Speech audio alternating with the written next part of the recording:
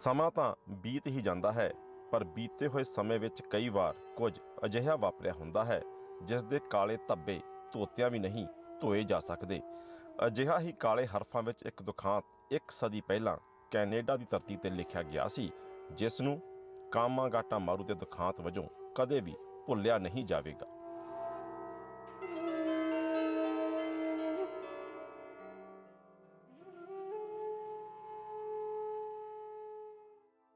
ਇਤਿਹਾਸ ਦੇ ਪੰਨਿਆਂ 'ਤੇ ਕਈ ਅਜਿਹੇ ਵਾਕਿਆ ਕਾਲੇ ਅੱਖਰਾਂ ਵਿੱਚ ਲਿਖੇ ਜਾਂਦੇ ਹਨ, ਜਿਸ ਲਈ ਮੁਆਫੀ ਮੰਗਣ ਤੋਂ ਬਿਨਾਂ ਹੋਰ ਕੋਈ ਵੀ ਚਾਰਾ ਬਕਾਇਆ ਨਹੀਂ ਰਹਿ ਜਾਂਦਾ। 1914 ਵਿੱਚ ਕੈਨੇਡਾ ਦੇ ਇਤਿਹਾਸ ਵਿੱਚ ਘਟੇ ਇੱਕ ਅਜਿਹੇ ਹੀ ਦੁਖਾਂਤ ਦਾ ਨਾਮ ਸੀ ਕਾਮਾਗਾਟਾ ਮਾਰੂ।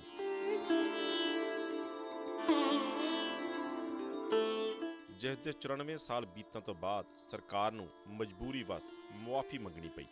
On behalf of the Government of Canada, I am officially conveying as Prime Minister that apology.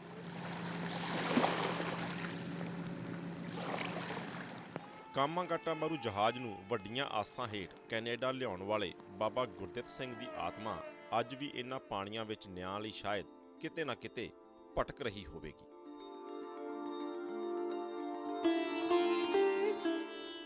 ਇਸ ਧਰਤੀ ਦੇ ਇਹਨਾਂ ਪਾਣੀਆਂ ਤੋਂ 100 ਸਾਲ ਪਹਿਲਾਂ ਸਾਡੇ ਹੱਕਾਂ ਤੋਂ ਮਹਿਰੂਮ ਕਰਕੇ, ਬੇਇੱਜ਼ਤ ਕਰਕੇ ਸਾਨੂੰ ਨਸਲਵਾਦ ਦੇ ਨਾਮ ਤੇ ਜਿਵੇਂ ਕੱਢਿਆ ਗਿਆ, ਕੀ ਉਸ ਧੱਕੇ ਲਈ ਅਸੀਂ ਕਦੇ ਵੀ ਸਮੇਂ ਦੀ ਸਰਕਾਰ ਨੂੰ ਮੁਆਫੀ ਕਰ ਸਕਾਂਗੇ?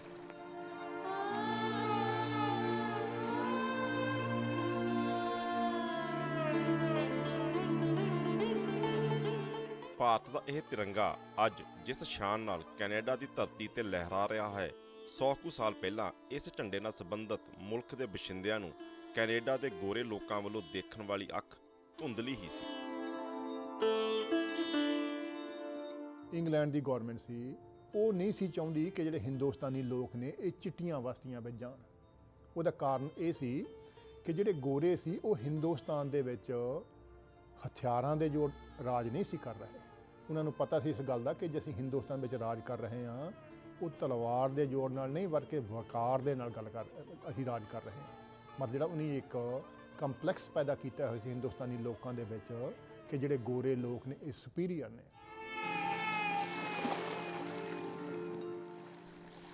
ਨਸਲਵਾਦ ਤੇ ਗੁਲਾਮੀ ਦੇ ਅਹਿਸਾਸ ਦੀ ਇਸ ਕਹਾਣੀ ਦਾ ਮੁੱਢ 1914 ਵਿੱਚ ਉਦੋਂ ਵੱਜਿਆ ਜਦੋਂ ਮੈਂ ਗੁਰਦਿੱਤ ਸਿੰਘ 375 ਮੁਸਾਫਰਾਂ ਸਮੇਤ ਕਾਮਾਗਾਟਾ ਮਾਰੂ ਜਹਾਜ਼ ਵੈਨਕੂਵਰ ਦੇ ਇਹਨਾਂ ਪਾਣੀਆਂ 'ਚ ਲੈ ਕੇ ਆਇਆ, ਇਹ ਸੋਚ ਕੇ ਕਿ ਬ੍ਰਿਟਿਸ਼ ਸਾਮਰਾਜ ਦਾ ਹਿੱਸਾ ਹੋਣ ਕਰਕੇ ਸਾਡਾ ਵੀ ਕੈਨੇਡਾ ਵਿੱਚ ਸਵਾਗਤ ਹੋਵੇਗਾ। ਪਰ ਇਹ ਭਰਮ ਤੋਂ ਵੱਧ ਕੱਖ ਨਹੀਂ ਸੀ।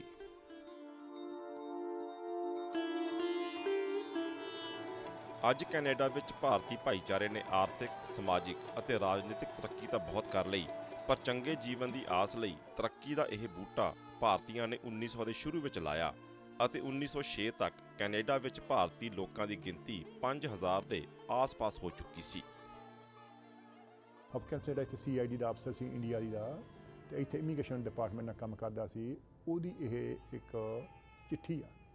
ਉਹਦੇ ਵਿੱਚ ਉਹ ਕਹਿੰਦਾ ਕਿ ਜੇ ਹਿੰਦੂਆਂ ਦੇ ਕੋਲੋਂ ਵੋਟ ਦਾ ਹੱਕ ਇੱਥੇ ਮਿਲ ਗਿਆ ਇਹਨਾਂ ਨੂੰ, ਇੰਡੀਆ ਵਿੱਚ ਇਹਨਾਂ ਨੂੰ ਅਸੀਂ ਦਿੱਤਾ ਨਹੀਂ ਹੋਇਆ, ਤੇ ਇਹ ਕਹਿਣਗੇ ਵੀ ਦੇਖੋ ਕੈਸਾ ਸਾਡੀ ਸਰਕਾਰ ਆ ਇੰਡੀਆ ਦੇ ਵਿੱਚ, ਸਾਡੇ ਆਪਣੇ ਮੁਲਕ ਵਿੱਚ ਸਾਨੂੰ ਹੱਕ ਹੈ ਨਹੀਂ, ਤੇ ਕੈਨੇਡਾ ਵਿੱਚ ਸਾਨੂੰ ਵੋਟ ਦਾ ਹੱਕ ਹੈਗਾ ਹੈ। ਇਸ ਕਰਕੇ ਇੱਥੇ ਕੈਨੇਡਾ ਵਿੱਚ ਵੀ ਇਹਨਾਂ ਨੂੰ ਵੋਟ ਦਾ ਹੱਕ ਨਹੀਂ ਹੋਣਾ ਚਾਹੀਦਾ। ਸੋ ਉਹ ਇਸ ਮਾਰਚ 27, 1907 ਨੂੰ ਸਾਡੇ ਕੋਲੋਂ ਵੋਟ ਦਾ ਹੱਕ ਹੋ ਲਿਆ ਸੀ।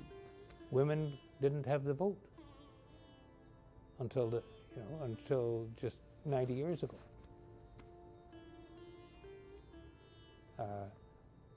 That was the law. How do you change it? You can't just continue to accept it as it is. Somebody has to challenge it. ਹੱਕ ਦੇਣੇ ਤਾਂ ਬਹੁਤ ਦੂਰ ਦੀ ਗੱਲ, ਚਿੱਟੇ ਲੋਕਾਂ ਦੀ ਗੋਰੀ ਸਰਕਾਰ ਨੇ ਕੈਨੇਡਾ ਤੋਂ ਰੰਗਦਾਰ ਭਾਰਤੀਆਂ ਨੂੰ ਬਾਹਰ ਕੱਢਣ ਦੀ ਪਹਿਲੀ ਕੋਸ਼ਿਸ਼ 1908 ਵਿੱਚ ਕੀਤੀ, ਜਦ ਸਿੱਖਾਂ ਨੂੰ ਸੈਂਟਰਲ ਅਮਰੀਕਾ ਦੇ ਇੱਕ ਟਾਪੂ ਹੌਂਡੂਰਸ ਭੇਜਣਾ ਚਾਹਿਆ। ਸਾਡੀ ਜਿਹੜੀ ਕਮਿਊਨਿਟੀ ਸੀ ਇਹ ਡਟ ਗਈ, ਖਾਸ ਤੌਰ 'ਤੇ ਖਾਲਸਾ ਦੀਵਾਨ ਸੁਸਾਇਟੀ ਸੀ, ਕਿਉਂਕਿ ਸਾਡਾ ਗੁਰਦੁਆਰਾ ਬਣ ਚੁੱਕਾ ਸੀ। ਜਨਵਰੀ 1908 ਦੇ ਵਿੱਚ ਨਾਰਥ ਅਮਰੀਕਾ ਦਾ ਪਹਿਲਾ ਗੁਰਦੁਆਰਾ ਵੈਨਕੂਵਰ ਵਿੱਚ ਬਣ ਗਿਆ ਸੀ, ਸੈਕੰਡ ਐਵਨਿਊ ਦੇ ਉੱਤੇ। ਸੋ ਜਿਹੜੀ ਖਾਲਸਾ ਦੀਵਾਨ ਸੁਸਾਇਟੀ ਦੀ ਸਾਡੀ ਪ੍ਰਬੰਧਕ ਕਮੇਟੀ ਸੀ, ਉਹਨਾਂ ਨੇ ਖਾਸ ਤੌਰ 'ਤੇ ਇਨੀਸ਼ੀਏਟਿਵ ਲਿਆ। ਤੇ ਉਸ ਵੇਲੇ ਸੰਤ ਤੇਜਾ ਸਿੰਘ ਸੀ ਇੱਥੇ ਅਮਰੀਕਾ ਵਿੱਚ ਪੜ੍ਹਦੇ, ਉਹ ਵੀ ਇੱਥੇ ਆਏ ਹੋਏ ਸੀ। ਤੇ ਇਹਨਾਂ ਨੇ ਰਲ ਕੇ ਜਿਹੜੀ ਕੈਨੇਡੀਅਨ ਸਰਕਾਰ ਸੀ ਉਹਨਾਂ ਨੂੰ ਕਹਿ ਦਿੱਤਾ ਕਿ ਅਸੀਂ ਨਹੀਂ ਜਾਣਾ। ਇਸ ਅਸਫਲ ਕੋਸ਼ਿਸ਼ ਤੋਂ ਬਾਅਦ 8 ਜਨਵਰੀ 1908 ਨੂੰ ਸਿੱਧੀ ਯਾਤਰਾ ਵਾਲੇ ਕਾਨੂੰਨ ਦਾ ਅਜਿਹਾ ਤੀਰ ਕੱਢਿਆ ਗਿਆ, ਜਿਸ ਦਾ ਇੱਕੋ ਇੱਕ ਅਰਥ ਸੀ ਕਿ ਭਾਰਤੀ ਲੋਕਾਂ ਨੂੰ ਕਿੰਜ ਅਤੇ ਕਿਵੇਂ ਕੈਨੇਡਾ ਵੜਨੋਂ ਰੋਕਿਆ ਜਾਵੇ।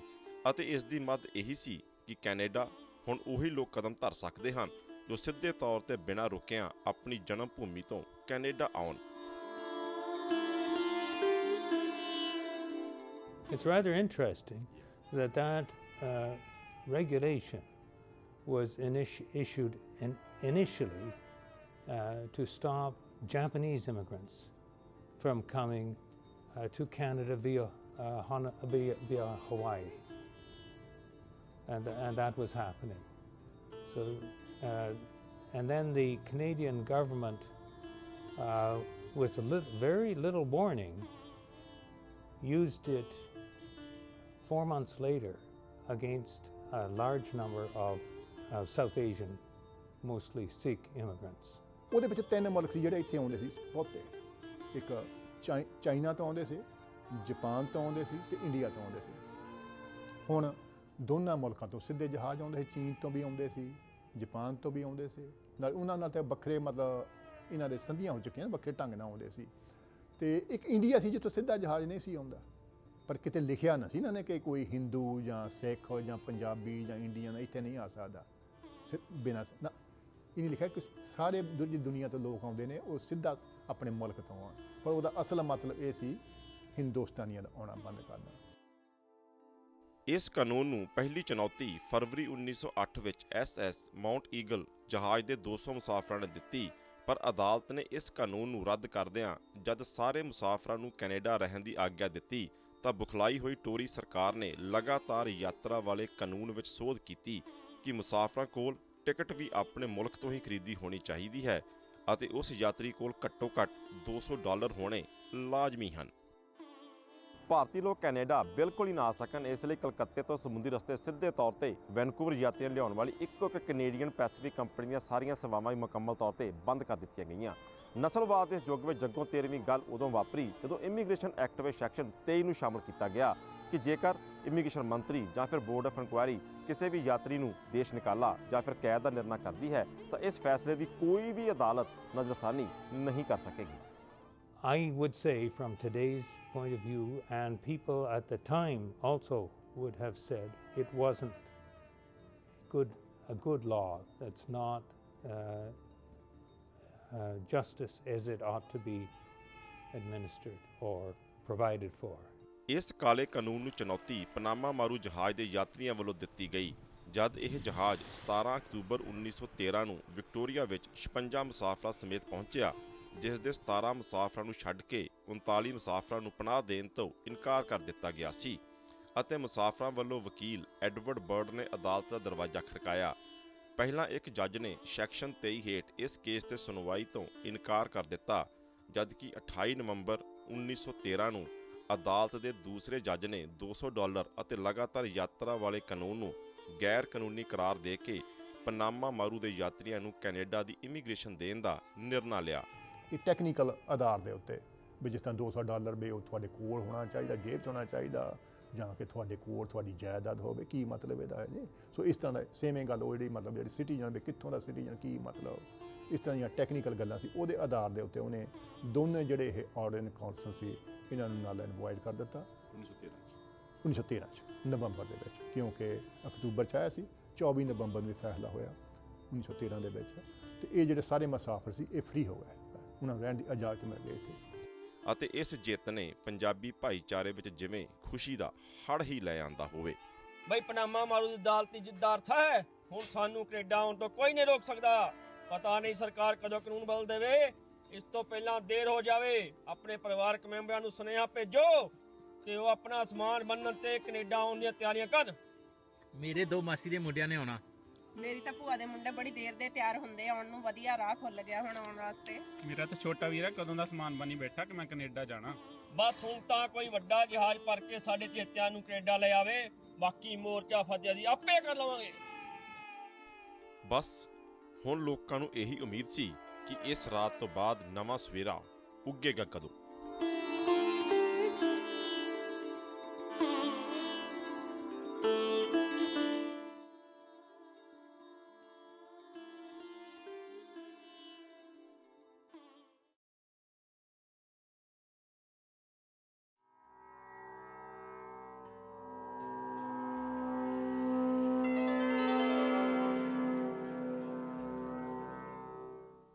ਸੂਰਜ ਦੀ ਇਸ ਨਵੀਂ ਕਿਰਨ ਵਾਂਗ ਕੈਨੇਡਾ ਆਉਣ ਦੇ ਚਾਹਵਾਨ ਲੋਕਾਂ ਨੂੰ ਰੌਸ਼ਨੀ ਦੀ ਕਿਰਨ ਇਸ ਕਹਾਣੀ ਦੇ ਮਹਾਨਾਇਕ ਮਲਾਇਆ ਵਿੱਚ ਕਿੱਤੇ ਵਜੋਂ ਪੰਜਾਬੀ ਵਪਾਰੀ ਬਾਬਾ ਗੁਰਦਿੱਤ ਸਿੰਘ ਜੀ ਨੇ ਦਿਖਾਈ, ਜਦ ਉਹਨਾਂ ਹਾਂਗਕਾਂਗ ਫਸੇ ਹੋਏ ਭਾਰਤੀ ਲੋਕਾਂ ਨਾਲ 1913 ਵਿੱਚ ਵਾਅਦਾ ਕੀਤਾ ਕਿ ਉਹ ਚਾਹਵਾਨ ਲੋਕਾਂ ਨੂੰ ਕੈਨੇਡਾ ਲਿਜਾਣ ਲਈ ਜਲਦੀ ਹੀ ਵੱਡੇ ਸਮੁੰਦਰੀ ਬੇੜੇ ਦਾ ਪ੍ਰਬੰਧ ਕਰਨਗੇ।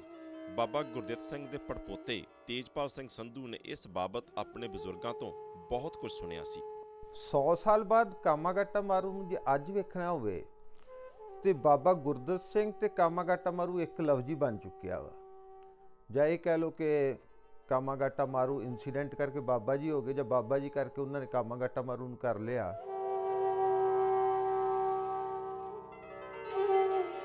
ਮੈਂ ਵੈਨਕੂਵਰ ਖਾਲਸਾ ਦੀਵਾਨ ਸੁਸਾਇਟੀ ਦੇ ਸਿੱਧੇ ਸੰਪਰਕ ਵਿੱਚ ਹਾਂ। ਮੈਂ ਲਗਾਤਾਰ ਯਾਤਰਾ ਵਾਲੇ ਕਾਨੂੰਨ ਤੇ ਪਨਾਮਾ ਮਾਰੂ ਦੀ ਜਿੱਤ ਤੋਂ ਭਲੀ ਭਾਂਤ ਵਾਕਿਫ ਹਾਂ। ਇੱਕ ਕਾਨੂੰਨੀ ਲੜਾਈ ਤੇ ਫਿਰ ਆਪਣੀ ਪੱਕੀ ਜਿੱਤ।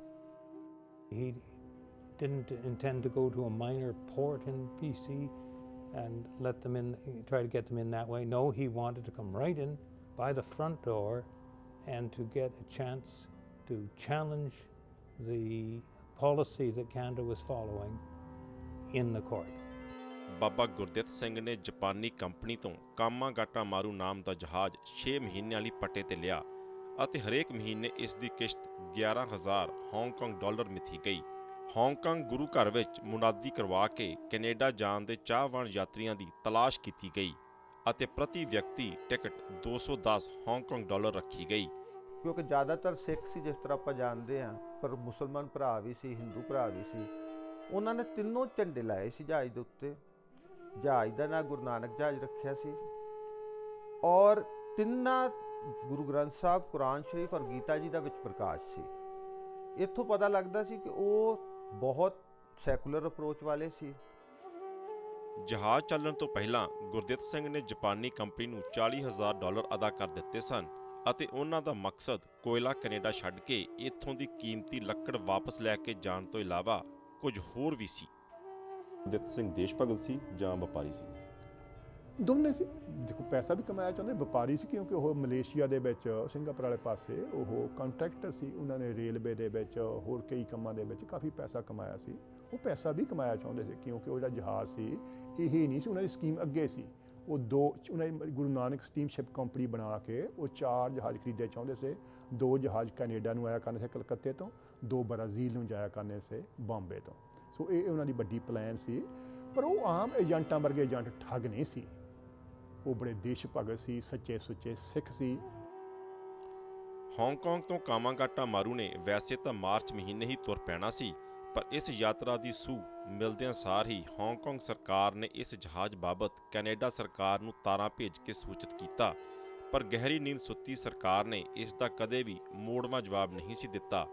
ਜਿਵੇਂ ਜਿਵੇਂ ਸਮਾਂ ਪੈਂਦਾ ਗਿਆ ਤਿਵੇਂ ਭਾਰਤੀਆਂ ਵਿੱਚ ਹਾਂਗਕਾਂਗ ਸਰਕਾਰ ਪ੍ਰਤੀ ਜਹਾਜ਼ ਨੂੰ ਰੋਕੇ ਰੱਖਣ ਖਿਲਾਫ ਰੋਹ ਪ੍ਰਬਲ ਹੋਣ ਲੱਗ ਪਿਆ। ਗਦਰ ਅਖਬਾਰ ਉੱਥੇ ਜਾਂਦਾ ਸੀ, ਉਹ ਸਿਆਸੀ ਤੌਰ ਤੇ ਜਾਗਦਾ ਸੀ ਤੇ ਉਹ ਜਿਹੜੇ ਫੌਜੀ ਸੀ ਉਹ ਵੀ ਆਪਣੇ ਫੌਜੀ ਅਫਸਰਾਂ ਨੂੰ ਪੁੱਛਦੇ ਸੀ ਵੀ ਸਾਡਾ ਜਿਹੜਾ ਜਹਾਜ਼ ਆ, ਬਾਕੀ ਦੁਨੀਆ ਦੇ ਜਾਂਦੇ ਆ, ਸਾਡਾ ਜਹਾਜ਼ ਕਿਉਂ ਨਹੀਂ ਜਾਣਦੇ, ਤੁਸੀਂ ਕੀ ਰੋਕਿਆ ਹੋਇਆ ਇੱਥੇ ਹਾਂਗਕਾਂਗ ਦੇ ਵਿੱਚ? ਤੇ ਉਹਦਾ ਮਿਸਟਰ ਸੈਵਰਨ ਸੀ, ਉਹਨੇ ਫਿਰ ਇਜਾਜ਼ਤ ਦੇ ਦਿੱਤੀ। ਸੋ ਉੱਥੋਂ ਕਾਮਾਗਾਟਾ ਮਾਰੂ ਜਹਾਜ਼ ਤੁਰਿਆ। ਭਾਈ ਬਲਵੰਤ ਸਿੰਘ ਨੇ ਐਕਚੁਅਲੀ 500 ਤੋਂ ਉੱਤੇ ਮੁਸਾਫਰਾਂ ਦਾ ਬੰਦੋਬਸਤ ਕੀਤਾ ਹੋਇਆ ਸੀ, ਲੇਕਿਨ ਕਿਉਂਕਿ ਪਹਿਲਾਂ ਭਾਈ ਗੁਰਦਿੱਤ ਸਿੰਘ ਉੱਥੇ ਗ੍ਰਿਫਤਾਰ ਵੀ ਕਰ ਲਿਆ ਸੀ ਹਾਂਗਕਾਂਗ ਦੇ ਵਿੱਚ, ਫਿਰ ਰੋਕ ਰੱਖਿਆ ਤੇ ਉਹਨਾਂ ਮੁਸਾਫਰ ਡਰ ਗਏ ਤਾਂ ਸਿਰਫ 165 ਮੁਸਾਫਰ ਚੜ੍ਹੇ।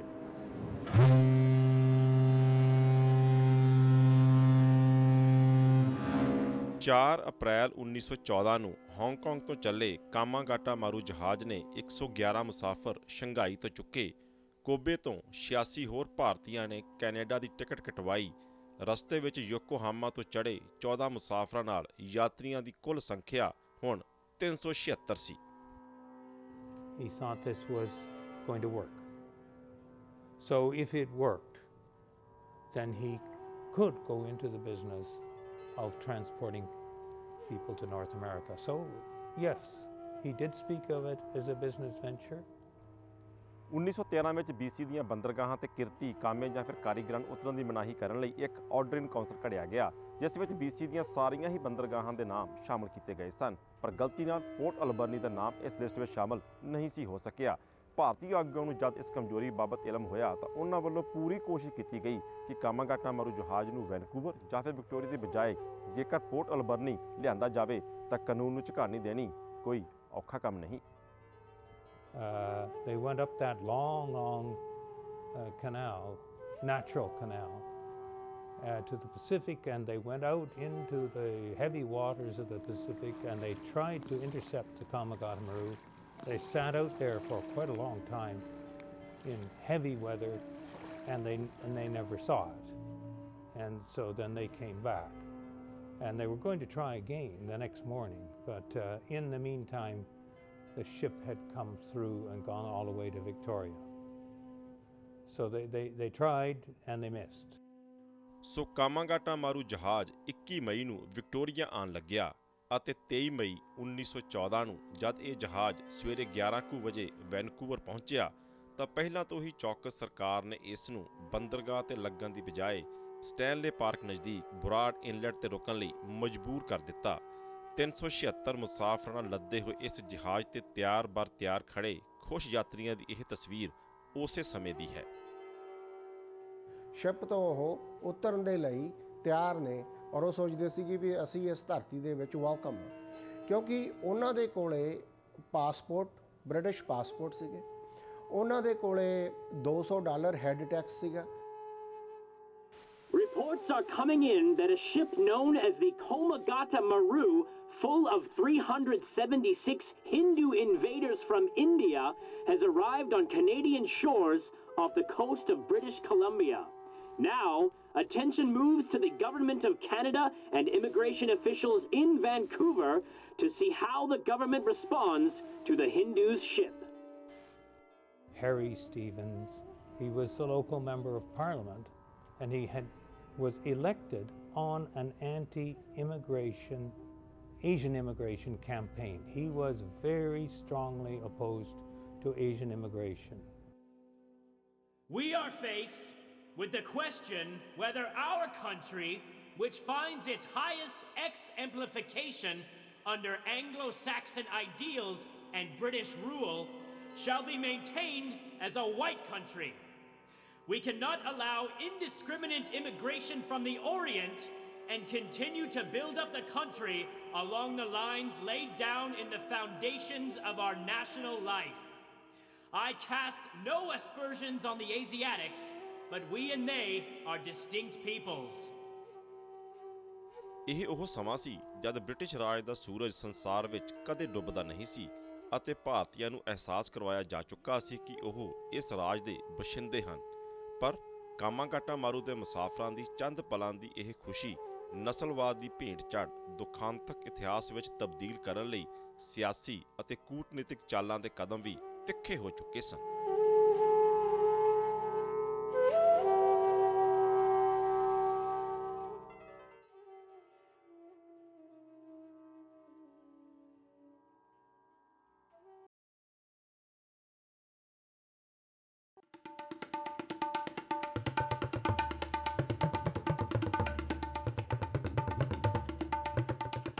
ਸ਼ਤਰੰਜ ਦੀ ਬਿਸਾਤ ਦੇ ਪਾਸੇ ਵਿਛ ਚੁੱਕੇ ਸਨ। ਕੋਝੀਆਂ ਚਾਲਾਂ ਚੱਲਣ ਲਈ ਸਮੇਂ ਦੀ ਸਰਕਾਰ ਪਰ ਤੋਲ ਰਹੀ ਸੀ, ਇੱਕ ਅਜਿਹੀ ਖੇਡ ਖੇਡਣ ਲਈ ਤਾਂ ਜੋ ਇਸ ਵਾਰ ਵੀ ਬਾਜੀ ਉਹਨਾਂ ਹੱਥੋਂ ਖੁੱਸ ਨਾ ਜਾਵੇ। ਇਸ ਬਿਸਾਤ ਦਾ ਖਿਡਾਰੀ ਹਿੰਦੀ ਅਤੇ ਅੰਗਰੇਜ਼ੀ ਬੋਲਣ ਵਾਲਾ ਦੋ ਭਾਸ਼ਾ immigration inspector William ਹੌਪਕਿੰਸਨ C. Take every bit of information that he could find about the people in this community he did. That meant intercepted letters, telegrams, conversations, and of course any publications. A notice posted in the Gurdwara, somebody would pull it down and take it to him. So, and then he sent that stuff back to Ottawa, and Ottawa sent it all back to India. Komagata ਮਾਰੂ ਦੁਖਾਂਤ ਵਿੱਚ ਵੱਡੀ ਭੂਮਿਕਾ ਨਿਭਾਉਣ ਵਾਲੇ immigration ਅਫਸਰ Malcolm read ਅਤੇ member parliament Henry ਸਟੀਵਨਸ ਦਾ ਜੇਕਰ ਜ਼ਿਕਰ ਨਾ ਕੀਤਾ ਜਾਵੇ ਤਾਂ ਇਹ ਕਹਾਣੀ ਅਧੂਰੀ ਹੈ। They didn't want Indian immigrants, and this would be particularly Stevens, the member of parliament, and Reid. They didn't want immigrants from India coming here. Mr. Reid, the situation is indeed dire. We must proceed with caution in each and every step. Don't worry, Mr. Stevens. This time we're not going to repeat the history of Panama Maru. They saw that ship load of men as being, and as nearly all of the people on the ship were men, as being very dangerous politically. Because they were concerned about people who opposed British rule in India. ਜਹਾਜ਼ ਨੇ ਜਿਵੇਂ ਹੀ Vancouver ਨਜ਼ਦੀਕ ਲੰਗਰ ਪਾਇਆ, media ਨੇ ਇਸ ਕਾਰਵਾਈ ਨੂੰ ਭੰਡਣਾ ਆਰੰਭ ਕਰ ਦਿੱਤਾ। ਯਾਤਰੀਆਂ ਦੀ ਤੁਲਨਾ ਘੁਸਪੈਠੀਏ ਵਰਗੇ ਕਈ ਸ਼ਬਦਾਂ ਨਾਲ ਕੀਤੀ ਗਈ। ਉਸ ਸਮੇਂ ਅਖਬਾਰਾਂ ਵਿੱਚ ਛਪ ਰਹੇ ਕਾਰਟੂਨਾਂ ਅਤੇ ਮੁੱਖ ਸੁਰਖੀਆਂ ਵਿੱਚ ਇੱਕ ਹੀ ਗੱਲ ਭਾਰੂ ਸੀ ਕਿ ਹੁਣ ਕਾਮਾਗਾਟਾ ਮਾਰੂ ਜਹਾਜ਼ ਦਾ ਭਵਿੱਖ ਹੋਵੇਗਾ ਕੀ। ਇਮੀਗ੍ਰੇਸ਼ਨ ਅਧਿਕਾਰੀਆਂ ਦਾ ਇੱਕ ਹੀ ਉਦੇਸ਼ ਸੀ ਕਿ ਕਿਸੇ ਵੀ ਯਾਤਰੀ ਅਤੇ ਖਾਸ ਕਰਕੇ ਗੁਰਦਿੱਤ ਸਿੰਘ ਨੂੰ ਜ਼ਮੀਨ ਤੇ ਨਾ ਉਤਰਨ ਦਿੱਤਾ ਜਾਵੇ। ਹਿੰਦੁਸਤਾਨੀਆਂ ਨੂੰ ਅੰਗਰੇਜ਼ਾਂ ਨੇ ਪੂਰਾ ਹੱਕ ਦਿੱਤਾ ਹੈ ਕਿ ਉਹ ਕਿਸੇ ਵੀ ਬ੍ਰਿਟਿਸ਼ ਸਾਮਰਾਜ ਦੀ ਕਲੋਨੀ ਵਿੱਚ ਜਾ ਸਕਦੇ ਹਨ। ਕੀ ਤੁਹਾਨੂੰ ਪਤਾ ਹੈ, ਮੈਂ ਇੱਕ ਵਪਾਰੀ ਹਾਂ ਔਰ ਇੱਥੋਂ ਦਾ ਕੋਈ ਵੀ ਮੌਜੂਦਾ ਕਾਨੂੰਨ ਕਿਸੇ ਵੀ ਵਪਾਰੀ ਨੂੰ ਇੱਥੇ ਉਤਰਨ ਤੋਂ ਨਹੀਂ ਰੋਕ ਸਕਦਾ। ਤੁਸੀਂ ਮੁਸਾਫਰਾਂ ਨੂੰ ਰੋਕ ਸਕਦੇ ਹੋ, ਮੈਨੂੰ ਨਹੀਂ। ਇਹ ਸਰਾਸਰ ਸਾਡੇ ਨਾਲ ਧੱਕਾ ਹੈ। ਸਮਾਂ ਬਦਲ ਰਿਹਾ ਸੀ, ਮੌਸਮ ਬਦਲ ਰਹੇ ਸਨ, ਪਰ ਜੇਕਰ ਕੁਝ ਨਹੀਂ ਸੀ ਬਦਲ ਰਿਹਾ ਉਹ ਸੀ ਅਧਿਕਾਰੀਆਂ ਦਾ ਰਵੱਈਆ। ਸਮਾਂ ਬੀਤਣ ਦੇ ਨਾਲ ਮੀਡੀਆ ਦੀ ਦਿਲਚਸਪੀ ਇਸ ਕਿੱਸੇ ਵਿੱਚ ਵੱਧ ਰਹੀ ਸੀ, ਪਰ ਦੂਸਰੇ ਪਾਸੇ ਮੁਸਾਫਰਾਂ ਕੋਲ ਪਾਣੀ ਖਤਮ ਹੋ ਰਿਹਾ ਸੀ। ਭੋਜਨ ਦੀ ਕਿੱਲਤ ਕਾਰਨ ਯਾਤਰੀ ਭੁੱਖੇ ਭਾਣੇ ਸਨ। ਇਹਨਾਂ ਯਾਤਰੀਆਂ ਦੀ ਪੈਰਵੀ ਕਰਨ ਲਈ ਖਾਲਸਾ ਦੀਵਾਨ ਸੁਸਾਇਟੀ ਵੈਨਕੂਵਰ ਅਤੇ ਯੂਨਾਈਟਿਡ ਇੰਡੀਆ ਲੀਗ ਦੇ 15 ਮੈਂਬਰਾਂ ਦੇ ਆਧਾਰ ਤੇ ਸ਼ੋਰ ਕਮੇਟੀ ਦਾ ਗਠਨ ਕੀਤਾ ਗਿਆ, ਜਿਸ ਦੇ ਮੁੱਖ ਮੈਂਬਰ ਹਸਨ ਰਹੀਮ, ਭਾਗ ਸਿੰਘ ਅਤੇ ਬਲਵੰਤ ਸਿੰਘ ਸਨ। ਇਸ ਦੁਨੀਆ ਨੂੰ ਹੁਣ ਅਲਵਿਦਾ ਕਹਿ ਚੁੱਕੇ ਜੈਕ ਉੱਪਲ ਦੇ ਪਿਤਾ ਦਲੀਪ ਸਿੰਘ ਉੱਪਲ ਵੀ ਇਸੇ ਹੀ ਸ਼ੋਰ ਕਮੇਟੀ ਦੇ ਮੈਂਬਰ ਸਨ। ਉਹਨਾਂ ਦੇ ਪਿਤਾ ਦੀ ਆਪ ਬੀਤੀ ਕੁਝ ਇੰਜ ਸੀ। ਜ਼ਿਆਦਾ ਖੂਬੀ ਸਰੈਣ ਸਿੰਘ ਮੁਹਿੰਮ ਦੀ ਸੀਗੀ। ਉਹਨੂੰ ਨਤਾੜਕ ਬੋਲਦੇ ਹੁੰਦੇ ਸੀ, ਕਿਉਂ ਡਰਦਾ ਨਾ ਸੀ ਕਿਸੇ ਗੱਲ ਤੋਂ ਵੀ। ਉਹਨੇ ਜਾਣੀ ਕਹਿਣਾ ਕਿ ਮੈਨੂੰ ਤੁਸੀਂ ਕੁਰਸੀ ਦੇਵੋ ਕਿ ਮੈਂ ਉੱਪਰ ਰਾਤ ਨੂੰ ਆਪੇ ਕਿਸੇ ਤਰ੍ਹਾਂ ਉੱਪਰ ਦੀ ਕਰ ਦੂੰਗਾ। ਉਸ ਸਮੇਂ ਦੇ ਭਾਈ ਭਾਗ ਸਿੰਘ ਜੋ ਕਿ ਪ੍ਰੈਜ਼ੀਡੈਂਟ ਸੀਗੇ, ਉਹਨਾਂ ਦੀ ਉਹ ਤੇ ਉਹਨਾਂ ਦੇ ਨਾਲ ਹੋਰ ਆਪਣੇ ਜੋ ਕਮਿਊਨਿਟੀ ਦੇ ਲੀਡਰ ਸੀਗੇ, ਉਹਨਾਂ ਨੇ ਮਿਲ ਕੇ ਇੱਥੇ ਉਹਨਾਂ ਪੈਸੇਂਜਰ ਦੀ ਹੈਲਪ ਕਰਨ ਦੀ ਪੂਰੀ ਕੋਸ਼ਿਸ਼ ਕੀਤੀ। ਜਹਾਜ਼ ਨੂੰ ਲੰਬਾ ਸਮਾਂ ਰੋਕੇ ਰੱਖਣ ਦੇ ਮਨਸੂਬੇ ਵਜੋਂ ਯਾਤਰੀਆਂ ਦਾ ਮੈਡੀਕਲ 1 ਜੂਨ ਤੱਕ ਲਟਕਾਇਆ ਗਿਆ ਅਤੇ 90 ਯਾਤਰੀਆਂ ਨੂੰ ਮੈਡੀਕਲ ਵਿੱਚੋਂ ਫੇਲ ਕਰਕੇ ਦੇਸ਼ ਨਿਕਾਲੇ ਦੇ ਆਦੇਸ਼ ਸੁਣਾਏ ਗਏ। ਜਹਾਜ਼ ਨੂੰ ਹੋਰ ਸਮਾਂ ਰੋਕੇ ਜਾਣ ਦਾ ਕਾਰਨ ਇੱਕ ਇਹ ਵੀ ਸੀ ਕਿ ਅਧਿਕਾਰੀ ਇੱਕ ਹੋਰ ਨੁਕਤੇ ਤੋਂ ਵਾਕਿਫ ਹੋ ਚੁੱਕੇ ਸਨ। ਉਹ 11 ਜੂਨ ਨੂੰ ਡਿਊ ਸੀ ਇੱਥੇ 2 ਮਹੀਨੇ ਦਾ ਕਿਰਾਇਆ ਜਿਹੜਾ $22,000 ਸੀ ਉਹ ਦੇਣਾ ਸੀ। ਇਸੇ ਕਰਕੇ ਉਹ ਦੇਰੀ ਕਰ ਰਹੇ ਸੀ ਇਮੀਗ੍ਰੇਸ਼ਨ ਡਿਪਾਰਟਮੈਂਟ ਵਾਲੇ। ਮੈਲਕਮ ਰੀਡ ਨੂੰ ਪਤਾ ਸੀ ਕਿ ਕਿਸ਼ਤ ਜਿਹੜੀ ਹੈ ਡਿਊ ਆ 11 ਜੂਨ ਨੂੰ, ਜੇ ਉਦੋਂ ਤੱਕ ਆਪਾਂ ਇਹਨਾਂ ਨੂੰ ਕਿਸੇ ਪਾਸੇ ਅਟਕਾਈ ਰੱਖੀਏ ਤਾਂ ਜਹਾਜ਼ ਨੂੰ ਆਪੇ ਮੁੜ ਕੇ ਲੈ ਜਾਣਾ ਜਦੋਂ ਉਹਨਾਂ ਦੇ ਪੈਸੇ ਨਾ ਦਿੱਤੇ ਇਹਨਾਂ ਨੇ। ਸ਼ੋਰ ਕਮੇਟੀ ਨੇ ਯਾਤਰੀਆਂ ਦੀ ਅਦਾਲਤ ਵਿੱਚ ਪੈਰਵੀ ਲਈ ਪਨਾਮਾ ਮਾਰੂ ਦੀ ਕਾਨੂੰਨੀ ਲੜਾਈ ਜਿੱਤਣ ਵਾਲੇ ਵਕੀਲ ਜੋਸਫ ਐਡਵਰਡ ਬਰਡ ਤੇ ਇੱਕ ਵਾਰ ਫੇਰ ਭਰੋਸਾ ਜਤਾਇਆ। Mr. Bird, one more thing. Isn't it true that the lease of the Komagata Maru is expiring very soon? Mr. Reid, you'll be disappointed to hear that the matter has been resolved by the Indian community on shore, and they have raised enough money to pay legal expenses, as well as to pay the outstanding lease. ਤੇ ਜਦੋਂ ਉੱਥੇ ਉਹ table ਦੇ ਉੱਤੇ ਬੈਠੇ ਭਾਈ ਬਲਵੰਤ ਸਿੰਘ ਤੇ ਹਸਨ ਰਹੀਮ ਉਹ ਬੇਨਤੀ ਕਰਦੇ ਨੇ ਕਿ ਸਾਨੂੰ ਪੈਸੇ ਚਾਹੀਦੇ ਨੇ, ਤਾਂ ਜਿਹੜੇ ਮੂਹਰੇ ਬੈਠੇ ਨੇ ਬਹੁਤੇ ਸਿੱਖ ਆ ਉਹ ਉੱਠ ਕੇ ਪੈਸੇ ਰੱਖਣ ਲੱਗ ਪਏ ਟੇਬਲ ਦੇ ਉੱਤੇ। $5 ਦੇ ਨੋਟ, $10 ਦੇ ਨੋਟ, $100 ਨੋਟ ਦੇ। ਇੱਕ ਸਿੱਖ ਉੱਠਿਆ $2000 ਟੇਬਲ ਉੱਤੇ ਟਿਕਾ ਦਿੱਤਾ। 1914 ਦੇ ਵਿੱਚ $2000, ਜਦੋਂ ਦਿਨ ਦੀ ਤਨਖਾਹ $1.5-2 ਰੋਜ਼ ਦੀ ਹੁੰਦੀ। ਪੂਰਨ ਸਿੰਘ ਜਨੇਤਪੁਰਾ ਵੀ ਇਸ ਜਹਾਜ਼ ਦੇ ਇੱਕ ਮੁਸਾਫਰ ਵਜੋਂ ਕੈਨੇਡਾ ਉੱਚ ਵਿੱਦਿਆ ਹਾਸਲ ਕਰਨ ਦੇ ਉਦੇਸ਼ ਨਾਲ ਹੀ ਕਾਮਾਗਾਟਾ ਮਾਰੂ ਜਹਾਜ਼ ਤੇ ਆਏ ਸਨ ਅਤੇ ਉਹਨਾਂ ਆਪਣੀ ਜ਼ੁਬਾਨੀ ਆਪਣੇ ਦੋਹਤਿਆਂ ਨੂੰ ਆਪਣੇ ਨਾਲ ਬੀਤੀ ਤਰਾਸਦੀ ਦੀ ਵਿਥਿਆ ਸੁਣਾਉਂਦੇ ਰਹਿੰਦੇ ਸੀ। ਰਿਸਰਚ ਵਾਲਾ ਮਾਹੌਲ ਬਣਾ ਦਿੱਤਾ ਗਿਆ ਸੀਗਾ ਵੈਨਕੂਵਰ ਸਨ ਵੱਲੋਂ। ਈਵਨ ਜਿਹੜੇ ਵੈਨਕੂਵਰ ਦੇ ਮੇਅਰ ਸੀਗੇ ਬਹੁਤ ਜ਼ਿਆਦਾ ਰੇਸਿਸਟ ਕਮੈਂਟਸ ਕਰ ਰਹੇ ਸੀ। ਉਹ ਸਿੱਧਾ ਕਹਿ ਰਹੇ ਸੀ ਕਿ ਅਸੀਂ ਜਿਹੜਾ ਕੈਨੇਡਾ ਨੂੰ ਵਾਈਟ ਰੱਖਣਾ ਹੈਗਾ ਵਾ, BC ਵਾਈਟ ਰੱਖਣਾ ਤੇ ਜਿਹੜਾ ਕੈਨੇਡਾ ਵਾਈਟ ਰੱਖਣਾ ਹੈਗਾ ਵਾ। ਤੇ ਈਵਨ ਜਿਹੜੇ ਸਟੂਡੈਂਟ ਸੀਗੇ ਉਹਨਾਂ ਨੂੰ ਵੀ ਉਤਰਨ ਦੀ ਇਜਾਜ਼ਤ ਨਹੀਂ ਸੀ ਦਿੱਤੀ ਗਈ ਸੀ ਬਾਬਾ ਗੁਰਮੁਖ ਸਿੰਘ ਲਾਲ ਤੋਂ ਤੇ ਮੇਰੇ ਜਿਹੜੇ ਗ੍ਰੈਂਡਫਾਦਰ ਬਾਬਾ ਪੂਰਨ ਸਿੰਘ ਜਨੇਤਪੁਰਾ ਨੂੰ। ਉਸ ਤੋਂ ਮਗਰੋਂ ਵੀ ਨਾ ਤਾਂ ਕੋਈ ਫੂਡ, ਨਾ ਕੋਈ ਵਾਟਰ, ਨਾ ਕੋਈ ਕਿਸੇ ਪ੍ਰਕਾਰ ਦੀ ਮੈਡੀਕੇਸ਼ਨ ਸਰਕਾਰ ਵੱਲੋਂ ਦਿੱਤੀ ਗਈ ਸੀਗੀ। ਇਤਿਹਾਸਕਾਰ ਮੰਨਦੇ ਹਨ ਕਿ ਸ਼ੋਰ ਕਮੇਟੀ ਇਸੇ ਹੀ ਭਰਮ ਵਿੱਚ ਸੀ ਕਿ ਪਨਾਮਾ ਮਾਰੂ ਵਾਂਗ ਇਸ ਵਾਰ ਵੀ ਕਾਨੂੰਨੀ ਲੜਾਈ ਉਹਨਾਂ ਦੇ ਹੱਕ ਵਿੱਚ ਹੀ ਭੁਗਤ ਜਾਵੇਗੀ, ਪਰ ਇਸ ਵਾਰ ਇਮੀਗ੍ਰੇਸ਼ਨ ਅਧਿਕਾਰੀਆਂ ਵੱਲੋਂ ਅਗਲੀ ਚੱਲੀ ਜਾਣ ਵਾਲੀ ਚਾਲ ਦਾ ਸ਼ਾਇਦ ਕਿਸੇ ਨੇ ਕਿਆਸ ਵੀ ਨਹੀਂ ਸੀ ਕੀਤਾ ਹੋਣਾ। I think thought that they had more power than they did. They were quite confident that this incident would stir up enough reaction in India so that the Indian government would put pressure on London, and London would put pressure on Ottawa, and Ottawa would have to cave in. But that was a miscalculation. Vancouver ਵਿੱਚ immigration ਅਧਿਕਾਰੀ ਅਤੇ Ottawa ਵਿੱਚ Tory ਸਰਕਾਰ ਤੇ ਭਾਰੀ ਦਬਾਅ ਸੀ। ਯਾਤਰੀ ਅਤੇ ਸ਼ੋਰ ਕਮੇਟੀ ਕਰੋ ਜਾਂ ਮਰੋ ਦੀ ਕਗਾਰ ਤੇ ਖੜੇ ਸਨ। ਗੁੱਸਾ, ਰੋਹ ਅਤੇ ਤਣਾਅ ਸਿਖਰ ਤੇ ਸੀ ਅਤੇ ਉਸੇ ਸਮੇਂ ਸਿਖਰ ਤੇ ਸਨ ਸਿਆਸੀ ਚਾਲਾਂ।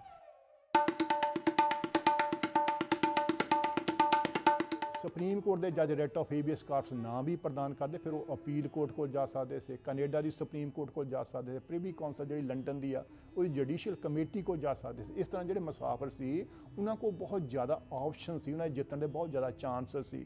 ਪਰ ਜਿਹੜੀ ਕੈਨੇਡੀਅਨ ਸਰਕਾਰ ਸੀ ਇਹਨਾਂ ਦੀ ਜਿਹੜੀ ਪੋਜੀਸ਼ਨ ਸੀ ਉਹ ਬੜੀ ਕਮਜ਼ੋਰ ਸੀ। ਜੇ ਇੱਕ ਵੀ ਜੱਜ ਸੁਪਰੀਮ ਕੋਰਟ ਦਾ ਰਿਟ ਆਫ ਹੇਬੀਅਸ ਕਾਰਪਸ ਪ੍ਰਦਾਨ ਕਰ ਦਿੰਦਾ ਤਾਂ ਉਸ ਮੌਕੇ ਦੇ ਕਾਨੂੰਨ ਮੁਤਾਬਕ ਜਿਹੜੀ ਕੈਨੇਡੀਅਨ ਸਰਕਾਰ ਸੀ ਉਹ ਅੱਗੇ ਅਪੀਲ ਨਹੀਂ ਸੀ ਕਰ ਸਕਦੀ, ਉਹਦੇ ਵਾਸਤੇ ਕੇਸ ਖਤਮ ਸੀ, ਉਹ ਮੁਸਾਫਰ ਛੱਡਣੇ ਪੈਣੇ ਸੀ। ਇਸ ਕਰਕੇ ਜਿਹੜੇ ਇਮੀਗ੍ਰੇਸ਼ਨ ਡਿਪਾਰਟਮੈਂਟ ਵਾਲੇ ਸੀ ਉਹ ਅਦਾਲਤ ਵਿੱਚ ਜਾਣੋਂ ਡਰਦੇ ਸੀ। ਕਾਮਾਗਾਟਾ ਮਾਰੂ ਤਰਾਸਦੀ ਨੂੰ ਜੇਕਰ ਮੁੱਖ ਤੌਰ ਤੇ ਯਾਦ ਰੱਖਿਆ ਜਾਵੇਗਾ ਤਾਂ ਯਾਦ ਇਹੀ ਰੱਖਿਆ ਜਾਵੇਗਾ ਕਿ ਸਿਆਸਤਦਾਨਾਂ ਨੇ ਇਸ ਖੇਡ ਵਿੱਚ ਅਦਾਲਤਾਂ ਨੂੰ ਆਪਣੇ ਨਿੱਜੀ ਮਫਾਦ ਲਈ ਕਿੰਜ ਵਰਤਿਆ।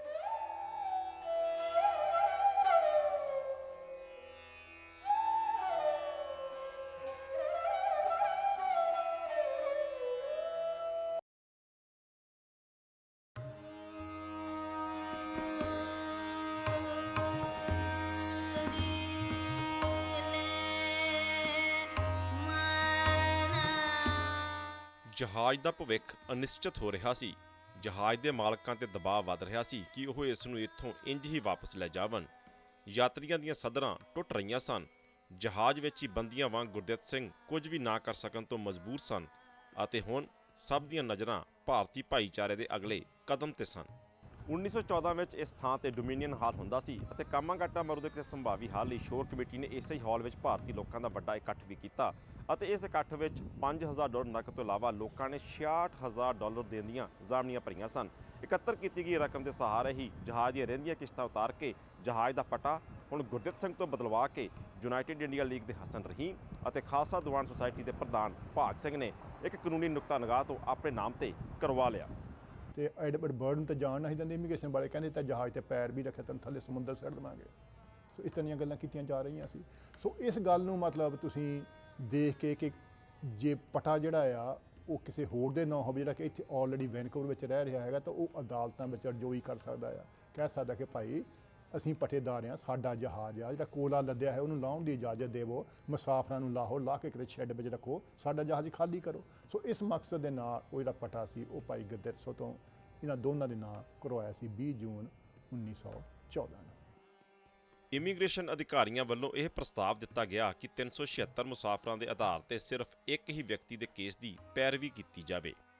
ਕੀ ਪ੍ਰਪੋਜ਼ਲ ਸੀ ਕਿ ਤੂੰ ਇੱਕ ਟੈਸਟ ਕੇਸ ਲਿਜਾਏਗਾ ਜਿਹੜੀ ਬੋਰਡ ਆਫ ਇਨਕੁਆਇਰੀ ਆ ਪਹਿਲਾਂ ਉਹ ਫੈਸਲਾ ਕਰੇਗੀ, ਉਹਦੀ ਸੁਣਵਾਈ ਕਰੇਗੀ ਤਾਂ ਕਹੇਗੀ ਅਸੀਂ ਇਹਨੂੰ ਡਿਪੋਰਟ ਕਰਦੇ ਹਾਂ।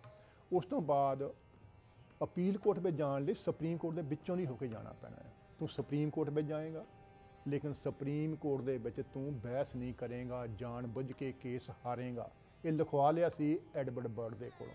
ਕੈਨੇਡੀਅਨ ਜਸਟਿਸ ਹਿਸਟਰੀ ਦੇ ਵਿੱਚ ਮੇਰੀ ਨਜ਼ਰ ਦੇ ਵਿੱਚ ਇੱਕੋ ਇੱਕ ਕੇਸ ਆ ਜਿੱਥੇ ਵਕੀਲ ਦੇ ਕੋਲੋਂ ਲਿਖਾਇਆ ਗਿਆ ਹੋਏਗਾ ਕਿ ਤੂੰ ਆਪਣਾ ਕੇਸ ਜਾਣ ਬੁੱਝ ਕੇ ਹਾਰੇਗਾ, ਸੁਪਰੀਮ ਕੋਰਟ ਦੇ ਵਿੱਚ ਬਹਿਸ ਨਹੀਂ ਕਰੇਗਾ। ਇਸ ਤੋਂ ਬੜੀ ਸ਼ਰਮਨਾਕ ਗੱਲ ਕੀ ਹੋ ਸਕਦੀ ਹੈ ਸਾਡੇ ਜਸਟਿਸ ਸਿਸਟਮ ਵਾਸਤੇ।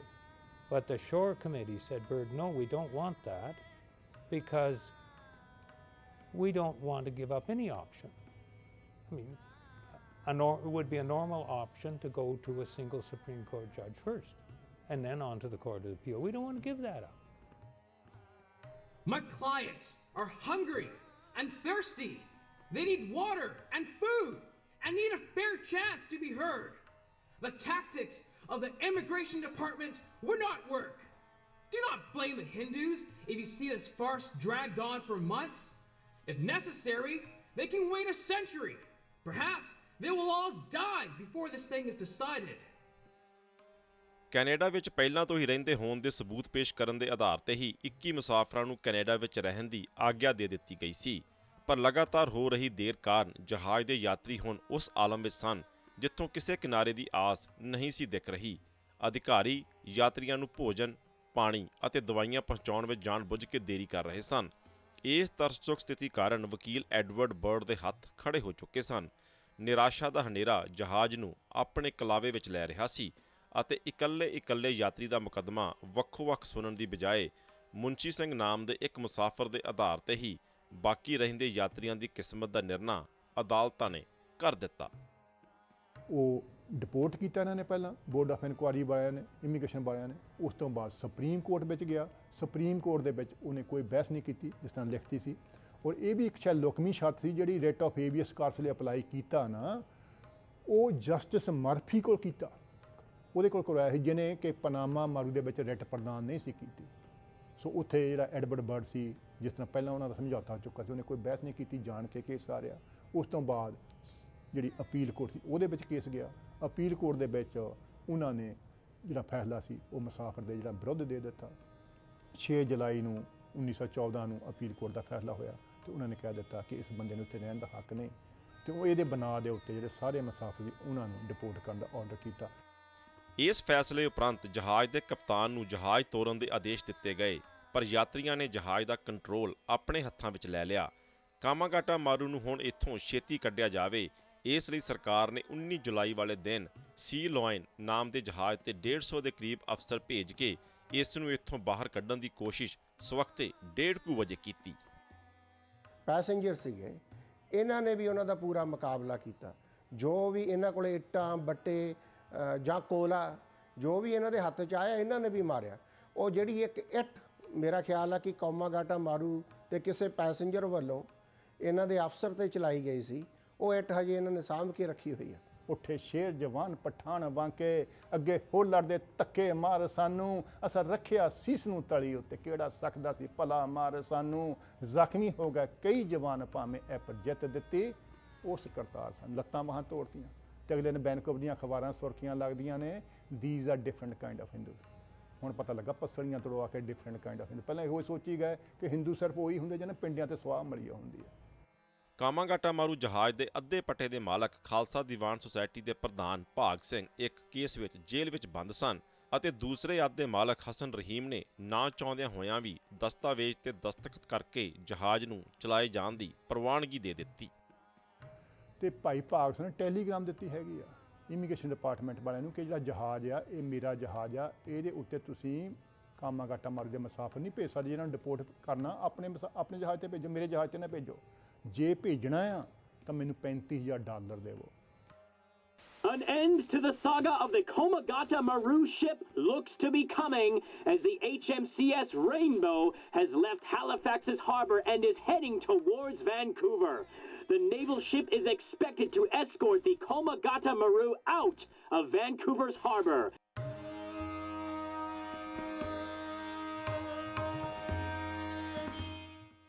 ਇੱਕ ਪਾਸੇ ਰੇਨਬੋ ਜਹਾਜ਼ ਦੇ ਹਥਿਆਰਬੰਦ ਸਿਪਾਹੀ ਇਸ ਜਹਾਜ਼ ਨੂੰ ਧੱਕੇ ਨਾਲ ਇੱਥੋਂ ਕੱਢਣ ਲਈ ਤਿਆਰੀਆਂ ਕਰ ਰਹੇ ਸਨ, ਪਰ ਦੂਸਰੇ ਪਾਸੇ ਯਾਤਰੀ ਕੁਝ ਹੋਰ ਹੀ ਨਿਰਣਾ ਕਰੀ ਬੈਠੇ ਸਨ। ਭਾਈ ਜਦੋਂ ਹਮਲਾ ਕਰਨਗੇ ਅੱਗ ਲਾ ਦੇਣੀ ਸਾਰੇ ਜਹਾਜ਼ ਨੂੰ, ਵਿੱਚੇ ਆਪ ਮਾਰਾਂਗੇ, ਵਿੱਚੇ ਹਮਲਾ ਕਰਨ ਵਾਲੇ ਨੂੰ ਫੂਕਾਂਗੇ। ਤੇ ਜਿਹੜਾ ਜਹਾਜ਼ ਦਾ ਰੇਨਬੋ ਜਿਹੜਾ ਜਹਾਜ਼ ਆ ਨੇਵੀ ਦਾ, ਉਹਦਾ ਕੈਪਟਨ ਜਿਹੜਾ, ਉਹ ਵੀ ਕੈਨੇਡੀਅਨ ਸਰਕਾਰ ਨੂੰ ਸਲਾਹ ਦਿੰਦਾ ਵੀ 100 ਦੇ ਲਗਭਗ ਬੰਦਾ ਮਰੂਗਾ। ਤੇ ਉੱਥੋਂ ਇੰਗਲੈਂਡ ਤੋਂ ਤਾਰ ਤੇ ਤਾਰ ਖੜਕ ਰਹੀ ਆ ਕਿ ਬੰਦੇ ਨਾ ਮਰ ਜਾਣ, ਨਹੀਂ ਤਾਂ ਸਿੱਖ ਫੌਜਾਂ ਬਾਗੀ ਹੋ ਜਾਣਗੀਆਂ।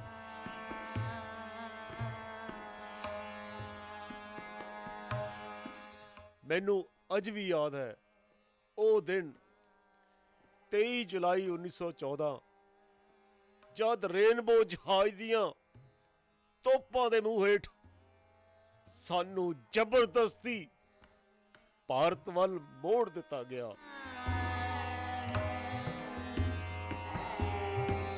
Oh, it was a horrible tragedy. It was a horrible tragedy. ਉਹਨਾਂ ਨੂੰ ਇਹ ਗੱਲ ਆਖੀ ਗਈ ਸੀਗੀ ਕਿ ਵੀ ਤੁਸੀਂ ਵਾਪਸ ਜਾਵੋ, ਨਹੀਂ ਤੁਹਾਨੂੰ ਪਾਣੀ ਵਿੱਚ ਹੀ ਬਲੋ ਅਪ ਕਰ ਦਿਆਂਗੇ, ਤੁਹਾਨੂੰ ਉੱਥੇ ਡਿਸਟਰੋਏ ਕਰ ਦਿਆਂਗੇ। ਫਿਰ ਉਹਨਾਂ ਕੋਲ ਕੋਈ ਚਾਰਾ, ਕਹਿੰਦਾ ਸਾਡੇ ਕੋਲ ਕੋਈ ਚਾਰਾ ਨਹੀਂ ਸੀ ਰਹਿ ਗਿਆ।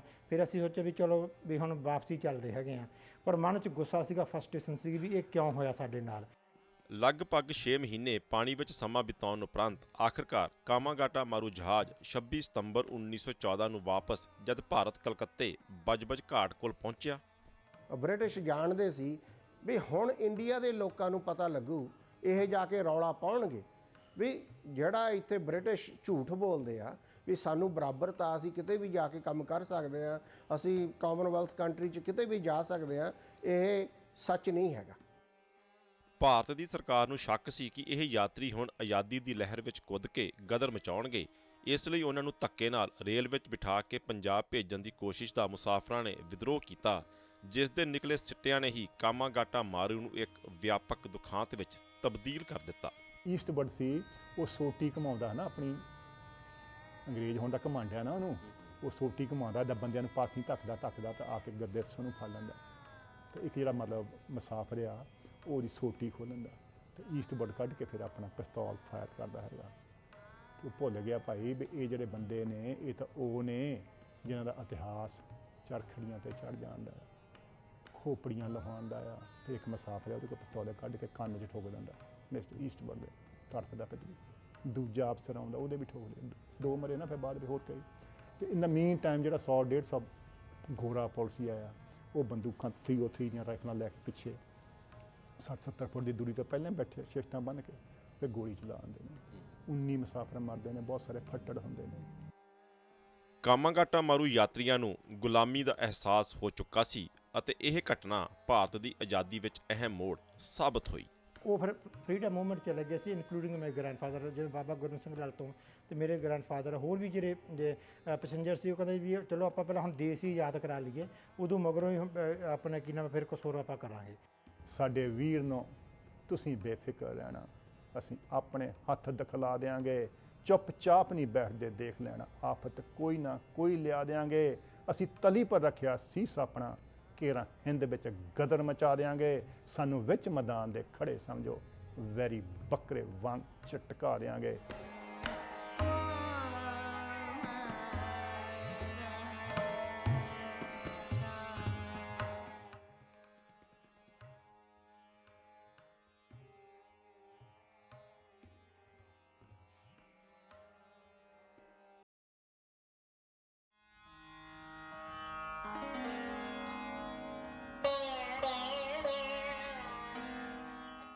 ਕਾਮਾਗਾਟਾ ਮਾਰੂ ਦੇ ਕਾਲੇ ਇਤਿਹਾਸ ਨੂੰ ਰੂਪਮਾਨ ਕਰਦੀ ਕਾਲੇ ਰੰਗ ਦੀ ਇਹ ਕਿਸ਼ਤੀ ਵੈਨਕੂਵਰ ਆਰਟ ਗੈਲਰੀ 'ਤੇ ਸਥਾਪਿਤ ਕਰਕੇ ਇਹੀ ਸੁਨੇਹਾ ਦਿੱਤਾ ਗਿਆ ਕਿ ਇਹ ਉਹੀ ਧਰਤੀ ਹੈ ਜਿੱਥੇ ਬੇਇਨਸਾਫੀਆਂ ਦੀਆਂ ਸਾਰੀਆਂ ਹੱਦਾਂ ਨੂੰ ਪਾਰ ਕੀਤਾ ਗਿਆ ਸੀ। ਕਾਮਾਗਾਟਾ ਮਾਰੂ ਦੇ ਯਾਤਰੀਆਂ ਨਾਲ ਹੋਏ ਮਤਰੇਈਆਂ ਵਾਲੇ ਸਲੂਕ ਨੇ ਵੈਨਕੂਵਰ ਦੇ ਸਿੱਖਾਂ ਅੰਦਰ ਇੱਕ ਵਾਰ ਗੁੱਸਾ ਉਬਾਲ ਦਿੱਤਾ ਅਤੇ ਇਸ ਘਟਨਾ ਲਈ ਮੁੱਖ ਦੋਸ਼ੀ ਮੰਨਦਿਆਂ ਹੋਇਆਂ ਵਿਲੀਅਮ ਹਪਕਿੰਸਨ ਦਾ ਨਾਮ ਇਸ ਲਿਸਟ ਵਿੱਚ ਪਹਿਲੀ ਕਿਤਾਬ ਵਿੱਚ ਸ਼ਾਮਲ ਕੀਤਾ ਗਿਆ। ਹੁਣ ਦੀ ਵੈਨਕੂਵਰ ਆਰਟ ਗੈਲਰੀ ਵਿੱਚ ਉਸ ਸਮੇਂ ਅਦਾਲਤ ਹੋਇਆ ਕਰਦੀ ਸੀ ਅਤੇ 21 ਅਕਤੂਬਰ 1914 ਨੂੰ ਜਦ ਵਿਲੀਅਮ ਹਪਕਿੰਸਨ ਇੱਕ ਮੁਕੱਦਮੇ 'ਚ ਗਵਾਹੀ ਦੇਣ ਵਾਸਤੇ ਅਦਾਲਤ ਦੀਆਂ ਇਹਨਾਂ ਪੌੜੀਆਂ ਤੇ ਆ ਰਿਹਾ ਸੀ ਤਾਂ ਬਦਲੇ ਦੀ ਅੱਗ ਵਿੱਚ ਮੱਚ ਰਹੇ ਭਾਈ ਮੇਵਾ ਸਿੰਘ ਜੀ ਨੇ ਉਸ ਨੂੰ ਅਦਾਲਤ ਦੀਆਂ ਇਹਨਾਂ ਪੌੜੀਆਂ ਤੇ ਹੀ ਗੋਲੀਆਂ ਮਾਰ ਕੇ ਹਮੇਸ਼ਾ ਲਈ ਮੌਤ ਦੀ ਨੀਂਦ ਸੁਆ ਦਿੱਤਾ। ਉਹ ਬੇਲਾ ਹੁਣ ਸਟੇਟ ਵਿੱਚ ਤੁਹਾਨੂੰ 2-3 ਲਾਈਨਾਂ ਪੜ੍ਹ ਕੇ ਸੁਣਾਉਣਾ ਜਦੋਂ ਮੈਂ ਤੇ ਹੌਪਕਿੰਸਨ ਡਾਕਖਾਨੇ ਨੂੰ ਜਾ ਰਹੇ ਸੀ ਤਾਂ ਰਸਤੇ ਵਿੱਚ ਹੌਪਕਿੰਸਨ ਮੈਨੂੰ ਆਖਣ ਲੱਗਾ, ਹੁਣ ਤੂੰ ਬੇਲਾ ਸਿੰਘ ਬਾਰੇ ਗਵਾਹੀ ਦੇਣੀ ਆ, ਤੂੰ ਪਾਸਾ ਬਦਲ ਕੇ ਬੇਲਾ ਸਿੰਘ ਦੇ ਹੱਕ ਵਿੱਚ ਗਵਾਹੀ ਦੇ, ਨਹੀਂ ਤਾਂ ਤੇਰੇ ਲਈ ਬੁਰਾ ਹੋਵੇਗਾ, ਨਹੀਂ ਤਾਂ ਤੈਨੂੰ ਉਸੇ ਰਸਤੇ ਜਾਣਾ ਪਵੇਗਾ ਜਿਸ ਰਸਤੇ ਭਾਗ ਸਿੰਘ ਤੇ ਬਦਨ ਸਿੰਘ ਗਏ ਨੇ, ਵੀ ਤੈਨੂੰ ਵੀ ਮਰਵਾ ਦੇਵਾਂਗੇ, ਨਹੀਂ ਤਾਂ ਬੇਲਾ ਸਿੰਘ ਦੇ ਹੱਕ 'ਚ ਗਵਾਹੀ ਦੇ। ਕੋਈ ਕਹਿ ਦਿੰਦਾ ਆ ਕਿ ਵੀ ਉਹਨੇ ਇਮੀਗ੍ਰੇਸ਼ਨ ਦਾ ਅਫਸਰ ਜਿਹੜਾ ਸੀਗਾ ਉਹਨੂੰ ਮਾਰ ਦਿੱਤਾ, ਉਹ ਮਰਡਰ ਸੀਗਾ, ਉਹ ਜਾਨੀ ਖੂਨੀ ਸੀਗਾ। ਅਸੀਂ ਕਹਿੰਦੇ ਆ ਤੇ ਮੇਰੇ ਭਰਾ ਨੇ ਕਿਹਾ ਸੀਗਾ, it was a justifiable homicide. Canada ਦੀ ਪਾਰਲੀਮੈਂਟ ਵਿੱਚ ਜਿੱਥੇ ਕਦੇ ਲਗਾਤਾਰ ਯਾਤਰਾ ਵਾਲਾ ਕਾਨੂੰਨ ਘੜ ਕੇ ਭਾਰਤੀਆਂ ਨੂੰ ਆਉਣ ਤੋਂ ਰੋਕਿਆ ਗਿਆ ਸੀ, ਅੱਜ ਉਸੇ ਪਾਰਲੀਮੈਂਟ ਵਿੱਚ ਭਾਰਤੀ ਮੂਲ ਦੇ ਵਿਅਕਤੀ ਬੈਠ ਕੇ ਕਾਨੂੰਨ ਘੜ ਰਹੇ ਹਨ। ਪਰ ਇਹ ਸਭ ਸੰਭਵ 1947 ਵਿੱਚ ਹੀ ਹੋ ਸਕਿਆ, ਜਦ ਲਗਾਤਾਰ ਯਾਤਰਾ ਵਾਲੇ ਆਰਡਰ ਇਨ ਕਾਉਂਸਲ ਨੂੰ ਖਤਮ ਕਰਨ ਤੋਂ ਇਲਾਵਾ 1907 ਵਿੱਚ ਖੁੱਸਿਆ ਹੋਇਆ ਵੋਟ ਦਾ ਹੱਕ ਭਾਰਤੀ ਲੋਕਾਂ ਨੂੰ ਮੁੜ ਮਿਲਿਆ ਅਤੇ ਇਸ ਜੱਦੋ-ਜਹਿਦ ਵਿੱਚ ਹੋਰਨਾਂ ਵਿਅਕਤੀਆਂ ਸਮੇਤ ਜੈਕ ਉੱਪਲ ਦੀ ਦੇਣ ਬਹੁਮੁੱਲੀ ਰਹੀ। It was definitely a hard victory, and we fought that victory, and we think that people should appreciate it, that Canada gave us the right to vote, right to participate in any function. Before that, we could not become lawyers or doctors or anything before we had the right to vote. ਨੌਜਵਾਨ ਤਬਕਾ ਇਸ ਅਣਮਨੁੱਖੀ ਘਟਨਾ ਤੋਂ ਜਾਣੂ ਹੋ ਸਕੇ, ਇਸ ਲਈ BC ਦੇ ਸਕੂਲਾਂ ਵਿੱਚ 11ਵੀਂ ਅਤੇ 12ਵੀਂ ਜਮਾਤ ਦੇ ਵਿਦਿਆਰਥੀਆਂ ਨੂੰ ਇੱਕ ਛੋਟੇ ਜਿਹੇ ਚੈਪਟਰ ਦੇ ਤੌਰ ਤੇ ਇਸ ਬਾਬਤ ਪੜ੍ਹਾਇਆ ਜਾਂਦਾ ਹੈ। History provides object lessons that are important in this re-education process. And you can look at what's happened and you can ask moral questions about it. And when you deal with those, you can begin to sort out how you and how society should behave. ਆਉਣ ਵਾਲੀ ਜਿਹੜੀ generation ਹੈਗੀ ਆ ਉਹਦੇ ਲਈ ਆਪਾਂ ਇੱਕ legacy leave ਕਰ ਸਕਦੇ ਹੈਗੇ ਆ, ਤੇ ਕੰਮਾ ਕਾਟਾ ਮਾਰੂ ਇਤਿਹਾਸ ਬਾਰੇ ਪੜ੍ਹਾ ਕੇ ਉਹਨਾਂ ਨੂੰ, ਤੇ ਉਹ ਫਿਰ ਅਸੀਂ ਇਹ ਚਾਹੁੰਦੇ ਹੈਗੇ ਆ ਕਿ ਗੌਰਮੈਂਟ ਨੂੰ ਚਾਹੀਦਾ ਕਿ ਇੰਨਾ ਫੰਡਿੰਗ ਦੇਵੇ ਸਕੂਲਾਂ ਤੇ ਯੂਨੀਵਰਸਿਟੀਆਂ ਤੇ ਮਿਊਜ਼ੀਅਮ ਵਾਲਿਆਂ ਨੂੰ। ਇਤਿਹਾਸ ਪਲਟ ਕੇ ਹੁਣ ਕੁਝ ਵੀ ਸਹੀ ਨਹੀਂ ਕੀਤਾ ਜਾ ਸਕਦਾ, ਪਰ ਇਸ ਦੁਖਾਂਤ ਤੋਂ ਕੁਝ ਸਿੱਖਿਆ ਜਾਵੇ, ਇਸ ਲਈ ਕਾਮਾਗਾਟਾ ਮਾਰੂ ਦੁਖਾਂਤ ਨੂੰ ਸਮਰਪਿਤ ਸਰਕਾਰ ਵੱਲੋਂ ਸਟੈਂਪਾਂ ਜਾਰੀ ਕੀਤੀਆਂ ਗਈਆਂ ਹਨ। ਸਮਾਰਕ ਉਸਾਰੇ ਜਾ ਰਹੇ ਹਨ। 75ਵੀਂ ਵਰ੍ਹੇਗੰਢ ਵੀ ਮਨਾਈ ਗਈ। ਕਾਮਾਗਾਟਾ ਮਾਰੂ ਲਈ BC ਦਾ ਨਿਜ਼ਾਮ ਵੀ ਜ਼ਿੰਮੇਵਾਰ ਸੀ। ਇਸ ਲਈ 23 ਮਈ 2008 ਨੂੰ ਵੱਡੇ ਧੱਕੇ ਲਈ BC ਸਰਕਾਰ ਨੇ ਵਿਧਾਨ ਸਭਾ 'ਚ ਮੁਆਫੀ ਵੀ ਮੰਗੀ। Si Kema de Jajakha Tuhanu Ji Ayanu Kedehan. Forgive us.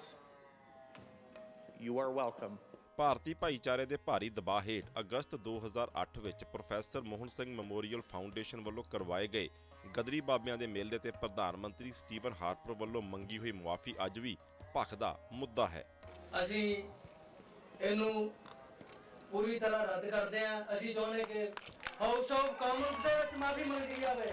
Will not accept anything less than that. It has to be done in Parliament. You must announce when you're going to do that. We were ashamed in 1914 by the government, and today Tory government again ashamed us. ਜਿਵੇਂ ਬਾਕੀ ਭਾਈਚਾਰੇ ਤੋਂ, ਚਾਈਨਸ ਤੋਂ, ਜੈਪਨਸ ਤੋਂ, native ਤੋਂ, ਜਿਵੇਂ ਬਾਕੀ ਹੋਰ ਕਮਿਊਨਿਟੀਆਂ ਤੋਂ ਜਿਹੜੀ ਮਾਫੀ ਮੰਗੀ ਗਈ ਹੈਗੀ ਆ, ਤੇ ਉਸੇ ਤਰ੍ਹਾਂ ਇਹ ਜਿਹੜੀ ਕਾਮਾਗਾਟਾ ਮਾਰੂ ਦੀ ਮਾਫੀ ਵੀ ਉੱਥੇ ਮੰਗਣੀ ਚਾਹੀਦੀ ਆ, ਤੇ ਤਾਂ ਕਿ ਜੇ ਚੈਪਟਰ ਕਲੋਜ਼ ਹੋਵੇ ਤਾਂ ਆਪਾਂ ਮੂਵ ਫਾਰਵਰਡ ਹੋਈਏ। I'm not sure what's achieved by an apology. You know, I think to be effective, an apology has to be owned. But the people who should apologize are the people who were here then. You're never going to get an apology from them.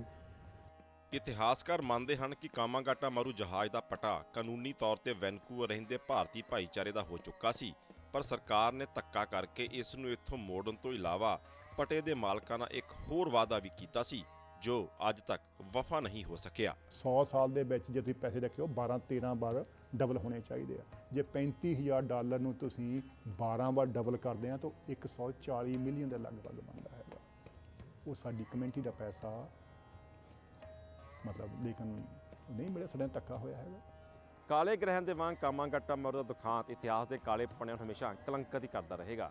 ਜੇਕਰ 100 ਸਾਲ ਪਿੱਛੇ ਨਿਗਾਹ ਮਾਰ ਕੇ ਦੇਖਿਆ ਜਾਵੇ ਤਾਂ ਇਸ ਦਾ ਅਹਿਸਾਸ ਕਰਕੇ ਵੀ ਸ਼ਾਇਦ ਕਈਆਂ ਦੀ ਰੂਹ ਕੰਬ ਜਾਵੇ ਕਿ ਯਾਤਰੀਆਂ ਨੇ 6 ਮਹੀਨੇ ਦੇ ਕਰੀਬ ਕਿੰਜ ਔਖਾ ਸਮਾਂ ਪਾਣੀ ਵਿੱਚ ਗੁਜ਼ਾਰਿਆ ਹੋਵੇਗਾ, ਕਿਸ ਭੁੱਖ, ਪਿਆਸ ਅਤੇ ਮੁਸ਼ਕਲਾਂ ਦੇ ਨਾਲ ਉਹ ਨਜਿੱਠੇ ਹੋਣਗੇ ਅਤੇ ਆਖਰਕਾਰ ਕਿੰਜ ਬੇਗੈਰਤ ਹੋ ਕੇ ਉਹਨਾਂ ਨੂੰ ਇਸ ਵਤਨ ਤੋਂ ਰੁਖਸਤ ਹੋਣਾ ਪਿਆ।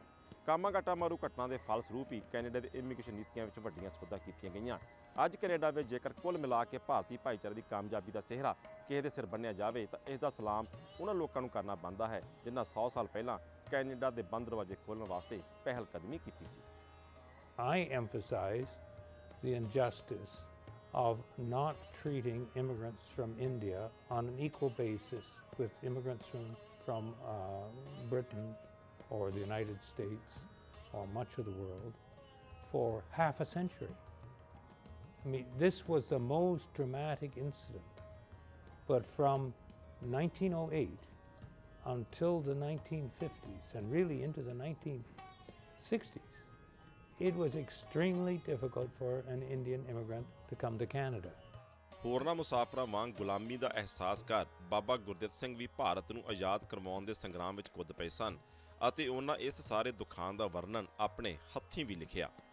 ਕਿਤਾਬ ਵਾਇਸ ਆਫ ਕਾਮਾਗਾਟਾ ਮਾਰੂ ਬਾਜ਼ਾਰ ਵਿੱਚ ਨਹੀਂ ਸੀ ਆਈ, ਹੁਣ ਉਹ ਸਾਨੂੰ ਸਾਡੇ ਘਰ ਤੋਂ ਦੂਸਰਾ ਪਾਰਟ ਵੀ ਮਿਲ ਗਿਆ, ਉਹਨੂੰ ਇੱਕ ਤਾਂ ਮੈਂ ਕੰਬਾਈਨ ਕਰਵਾਤਾ ਹੈ ਕਿਉਂਕਿ ਉਹ ਕਿਤਾਬ ਜਿਹਦੇ ਹੱਥ 'ਚ ਜਾਊਗੀ, ਪੂਰੀ ਕਿਤਾਬ ਜਾਊਗੀ, ਉਹਦੇ ਵਿੱਚ ਬਾਬਾ ਜੀ ਦਾ ਅੰਡਰਗਰਾਊਂਡ ਦਾ ਦੂਜੇ ਪਾਰਟ ਵਿੱਚ ਸਾਰਾ ਹੀ ਹਾਲ ਅੰਡਰਗਰਾਊਂਡ ਦਾ ਲਿਖਿਆ ਹੋਇਆ ਹੈ ਵੀ ਕਿੰਨੀਆਂ ਉਹਨਾਂ ਤਕਲੀਫਾਂ ਸੀਗੀਆਂ, ਕੀ ਕੁਛ ਹੋਇਆ, ਕੀ ਕੁਛ ਇਹਦੇ ਬਾਰੇ ਲੋਕੀ ਬਹੁਤ ਘੱਟ ਜਾਣਦੇ ਨੇ। ਇਹ ਪਰਿਵਾਰ ਵੱਲ ਵੀ ਨਹੀਂ ਵੇਖਿਆ, ਕੋਈ ਉਹਨਾਂ ਨੂੰ ਪਤਾ ਨਹੀਂ ਸੀ ਕਿ ਮੇਰਾ ਬੇਟਾ ਕਿੱਥੇ ਆ, ਜਿਹੜੇ ਕਿ ਮੇਰੇ ਬਾਬਾ ਜੀ ਸੀ 7 ਸਾਲ ਦੇ ਨਾਲ ਜਹਾਜ਼ 'ਚ। ਕਦੀ ਉਹਨਾਂ ਨੇ ਮੁੜ ਕੇ ਨਹੀਂ ਪਿੱਛਾ ਵੇਖਿਆ। ਮਲੇਸ਼ੀਆ ਤੋਂ ਗਏ, ਮਲੇਸ਼ੀਆ 'ਚ ਕਦੀ ਵਾਪਸ ਨਹੀਂ ਆਏ। 1954 ਤੱਕ ਸਾਰਾ ਕਾਰੋਬਾਰ ਜਾਂਦਾ ਰਿਹਾ। ਇਸ ਤੋਂ ਪਤਾ ਲੱਗਦਾ ਜਿੱਥੋਂ ਤੱਕ ਮੈਨੂੰ ਕਿ ਉਹਨਾਂ 'ਚ ਤਿਆਗ ਦੀ ਭਾਵਨਾ ਬਹੁਤ ਜ਼ਿਆਦਾ ਸੀ। ਨਾ ਤੇ ਅਸੀਂ ਕੁਛ ਬੈਠੀਏ ਸੀ ਤੇ ਨਾ ਹੀ ਚੋਰਾਂ ਵਾਂਗ ਤੁਹਾਡੇ ਮੁਲਕ 'ਚ ਵੜੇ ਸੀ। ਜੇ 100 ਸਾਲ ਪਹਿਲਾਂ ਸਾਨੂੰ ਇਨਸਾਫ ਮਿਲਿਆ ਹੁੰਦਾ ਤਾਂ ਅੱਜ ਸਾਨੂੰ ਇਹਨਾਂ ਸਮਾਰਕਾਂ ਵਿੱਚ ਦਫਨ ਨਾ ਹੋਣਾ ਪੈਂਦਾ। ਵਕਤ ਨੇ ਅਜਿਹੀਆਂ ਠੋਕਰਾਂ ਲਾਈਆਂ ਨੇ, ਤੁਹਾਡੇ ਹੀ ਦਰ ਤੋਂ ਮਿਲੀਆਂ ਸਾਨੂੰ ਸਿਰਫ ਰੁਸਵਾਈਆਂ ਨੇ। ਆਏ ਸਾਂ ਅਸੀਂ ਸੁਫਨੇ ਲੱਖ ਲੈ, ਪਰ ਤੋੜ ਦਿੱਤਾ ਤੁਸਾਂ ਸਾਨੂੰ ਬੇਗੈਰਤ ਹੀ ਕਰਕੇ। ਲਹੂ ਰਿਹਾ ਸੀ ਭੱਖ, ਜਜ਼ਬਾਤ ਰਹੇ ਸੀ ਮੱਚ, ਚੱਬਿਆ ਨਹੀਂ ਸੀ ਜਾਣਾ ਸਾਥੋਂ ਬੇਇਨਸਾਫੀ ਦਾ ਇਹ ਅੱਖ। ਨਾ ਚਾਹੁੰਦਿਆਂ ਵੀ ਅਸੀਂ ਤਾਂ ਇੱਥੋਂ ਮੁੜ ਹੀ ਚੱਲੇ ਹਾਂ, ਪਰ ਜਾਂਦਿਆਂ ਜਾਂਦਿਆਂ ਕਰਜ਼ਦਾਰ ਕਰ ਕੈਨੇਡਾ ਨੂੰ ਨਾਲ ਆਪਣੇ ਹੀ ਲੈ ਚੱਲੇ ਹਾਂ। ਬਣਾ ਆਪਣਾ ਕਰਜ਼ਾਈ ਨਾਲ ਸਦਾ ਸਦਾ ਨਾਲ ਹੀ ਲੈ ਚੱਲੇ ਹਾਂ।